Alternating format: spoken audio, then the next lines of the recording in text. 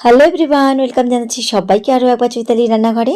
তালের রেসিপির এই দ্বিতীয় পর্বে সবাইকে স্বাগত জানাচ্ছি। তাল বড়া, তালের ক্ষীর, তালের মালপোয়া তো সবাই বানায়। এবার ট্রাই করো তালের একটু নতুন কিছু রেসিপি। আজকে আমি তোমাদের সাথে তালের বুন্দিয়া বা বোঁদের রেসিপি শেয়ার করব। তালের এই বুন্দিয়া বা বোঁদে এত টেস্টি হয় যে রেসিপিটা না দেখলে বা না বানালে বুঝতেই পারবে না। একদম নো ফেল রেসিপি। যেই এই তালের বুদিয়া বা বোঁদে খাবে সে তোমার প্রশংসা করতে থকবে না। এতটা টেস্টি হয়, বানানো কিন্তু তেমনই সহজ। তো চলো দেখে নেওয়া যাক আমার আজকের রেসিপি। বোঁদে বানানোর জন্য চলো প্রথমে আমরা শিরা বা চাশনিটা বানিয়ে নিই। আমি একটা প্যানের মধ্যে এখানে প্রথমে নিয়ে নিচ্ছি 1 কাপ চিনি। আমি মেজারিং কাপে নিয়েছি, তোমরা যে কোনো কাপ বা বাটি মেপে নেবে, ওই মাপটাই কিন্তু আমাদের লাগবে। 1 কাপ চিনির জন্য আমি এখানে দিয়ে দিচ্ছি 1 কাপ জল। এর থেকে বেশি কিন্তু আমাদের আর লাগবে না।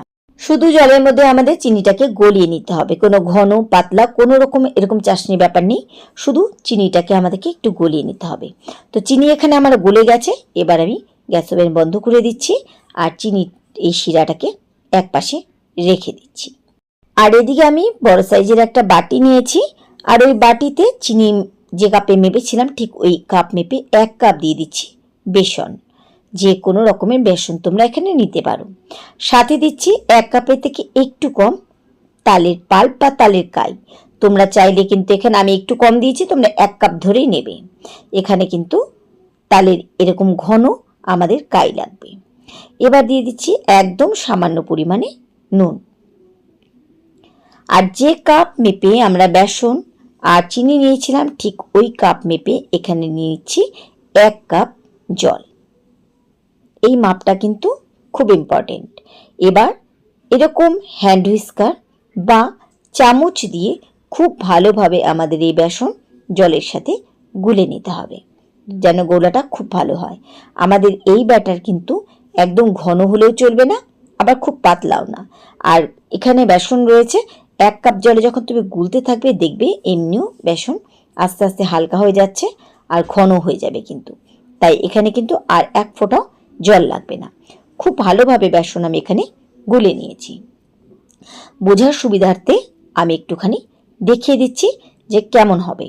একটা চামচ দিয়ে এভাবে দেখো, ব্যাটার প্রথমে দেখিয়ে দিচ্ছি। এই কনসিস্টেন্সিতে আমাদের কিন্তু এই ব্যাটার বানাতে হবে। যদি কারো বুঝতে প্রবলেম হয় তাহলে এরকম চামচে করে একটু গুলে নেবে, দেখবে একটা চামচের পিছনে এরকম কোটিং হয়ে গেছে। তখন কিন্তু বুঝে নিতে হবে যে আমার ব্যাটার কিন্তু একদম রেডি হয়ে গেছে। আর এটাকে কিন্তু কোনো রকম রেস্টে রাখার দরকার নেই, যেহেতু আমরা শিরা আগে বানিয়ে নিয়েছি। তাই চলো এবার ভেজে নিই। ভেজে নেওয়ার জন্য আমাদের বুন্দিয়া বা বোঁদে তৈরি করার জন্য দেখো আমি এখানে একটা ছাঁকনি নিয়েছি, তেল ছাঁকনি। এটা কিন্তু প্রত্যেকের রান্নাঘরে লুচি ভাজার জন্য থাকে, ছোট বড় যেমন খুশি তোমরা নিতে পারো, নিয়েছি। আর এখানে নিয়েছি আমি ভাজার জন্য পর্যাপ্ত পরিমাণে তেল। তেল প্রথমে আমাদের গরম করে নিতে হবে, তারপরে কিন্তু স্টিমটাকে মিডিয়াম করে দিতে হবে। কিছুটা বোঁদে আমি আগে ভেজে নিয়েছি, তাও দেখাচ্ছি। তেল কিভাবে বুঝবে ঠিকঠাক হয়েছে কিনা, এরকম 1 ফোঁটা দিয়ে দেবে। দেখো তেল থেকে কি সুন্দর ভেসে উপরে উঠে আসছে, মানে আমাদের তেল একদম বুঁদিয়া বা বোঁদে ভাজার জন্য একদম রেডি। এবার কিন্তু এই তেলে খুব ভালোভাবে আমাদের বোঁদেগুলো ভেজে নিতে হবে। এবার তেল ছাঁকনি বা যে ঝাঁঝরাটা আমরা ব্যবহার করছি ওটাকে ঠিক এরকম মাঝখানে রেখে আস্তে আস্তে করে বেসনের ব্যাটার এর মধ্যে দিতে হবে। যেহেতু আমরা যে ঝাঁঝরাটা নিয়েছি সেটাতে কোনো ব্যারিগেট করা নেই, তাই অল্প করেই ঢালবে, বারে বারে করবে, তাতে বোঁদেগুলো কিন্তু খুব সুন্দর হবে। এভাবে একটু ধরলেই কিন্তু টপ টপ করে নিচে পড়তে থাকবে। বোঁদেগুলো দেখলে বুঝতে পারছো কি সুন্দর হয়েছে। আর যদি মনে করো যে পড়তে অসুবিধা হচ্ছে, তখন একটুখানি এই কড়াই বা যেটাতে ভাজবে একটু ওটাতে মধ্যে হ্যান্ডেলটাকে বাড়ি মারলেই দেখবে আস্তে আস্তে করে এগুলো নিজে থেকে ঝরে পড়ছে। তো এভাবে আমি কিছুটা পরিমাণ ভেজে নিলাম।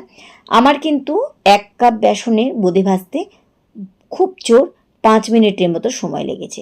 তাই তাড়াহুড়ো করে একবারে অনেকগুলো ঢালার দরকার নেই, বারে বারে করবে, তাতে বোঁদেগুলো কিন্তু দেখতে সুন্দর হবে। তো কিছুটা বোঁদে আমি এভাবে ভেজে তুলে নিলাম।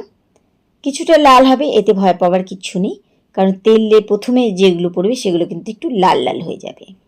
তো এগুলো আমার ভাজা হয়ে গেছে। ঠিক একইভাবে আমি আবারও দেখাচ্ছি, একদম মাঝখানে দেবে এভাবে। আর যখন দেবে একটু করে কিন্তু এই বেসনের ব্যাটার একটু করে এটাকে চামচ বা হাতা দিয়ে একটু ভালোভাবে নেড়ে নেবে। দেখো আস্তে আস্তে কি সুন্দরভাবে টপাটপ করে বোঁদের দানাগুলো পড়ছে। ঠিক এইভাবে আমি বাদ বাকি সম্পূর্ণ বোঁদেগুলোকে ভেজে নিচ্ছি। আর তেলে দেওয়ার পরে 3 থেকে 4 সেকেন্ডের মধ্যে এগুলোকে তুলে নিতে হবে। খুব কড়া করে কিন্তু আমাদের এই বোঁদেগুলো ভাজার দরকার নেই, যেহেতু এর মধ্যে তালের কাই রয়েছে, তাই এগুলোকে বেশি কড়া করে ভাজতে যাবে না। তো এখানে কিন্তু আমি হালকা একটু লাল হয়েছে এভাবে কিন্তু তুলে নিচ্ছি। এই বোঁদেগুলো এইভাবে ভেজে রসে দেওয়ার আগেও কিন্তু তোমরা 3-4 দিন পর্যন্ত একটা এয়ারটাইট কন্টেনারে করে রেখে দিতে পারো। পরে যখন যখন মনে হবে যে খাবে তখন তখন রসে এটাকে দিতে পারো, বা চাইলে তোমরা একবারে বানিয়ে নিতে পারো। খুব ঝরঝরে বোঁদে আমার এখানে তৈরি হয়ে গেছে। এবার চলো এই বোঁদেগুলোকে রসের মধ্যে দিই। একটু আস্তে আস্তে করে যদি বোঁদেগুলো ভাজো তাহলে কিন্তু প্রত্যেকটা বোঁদেই গোল হবে। আমি কিন্তু এখানে একটু তাড়াহুড়ো করেই ভেজেছি, তবুও কিন্তু আমার বোঁদেগুলো খুব সুন্দর হয়েছে। চাশনি আমাদের আগেই তৈরি করা ছিল, তা আর এই চাশনিগুলোকে কিন্তু আর কোনো রকম গরম করার দরকার নেই। এবার বোঁদেগুলো কিন্তু এই শিরা বা চাশনির মধ্যে দিয়ে দিচ্ছি। দিয়ে একদম 10 থেকে 15 মিনিট অপেক্ষা করলেই কিন্তু আমাদের এই বোঁদেগুলো খাওয়ার জন্য একদম রেডি হয়ে যাবে। যদি তোমরা বোঁদে আগে ভেজে চাশনি পরে বানাও তাহলে কিন্তু যে কোনো একটা গরম লাগবে। বোঁদেগুলো তাহলে ঠান্ডা হতে হবে আর চাশনিটাকে কিন্তু গরম হতে হবে।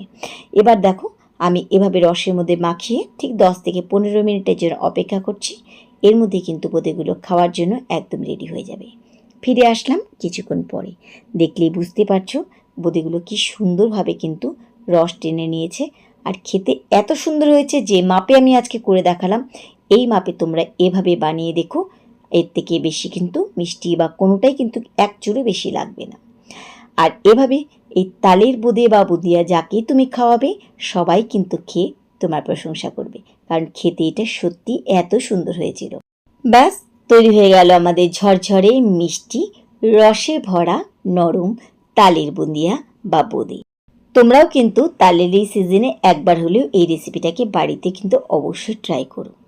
কেমন লাগলো আমার আজকের রেসিপি অবশ্যই কিন্তু কমেন্ট করে জানাবে। রেসিপি ভালো লাগলে বরাবরের মতো কিন্তু লাইক করে দিও আর সবার সাথে শেয়ার করে দিও, যেন সবাই এই রেসিপি ভিডিওগুলো দেখে একটু হলেও উপকৃত হয়। তাহলে আজকের মতো সবাইকে ধন্যবাদ জানিয়ে এখানেই বিদায় নিচ্ছি। ফিরে আসব আবার অন্য কোনো রেসিপির সাথে অন্য কোনো দিন। সে পর্যন্ত সবাই খুব ভালো থেকো, সুস্থ থেকো।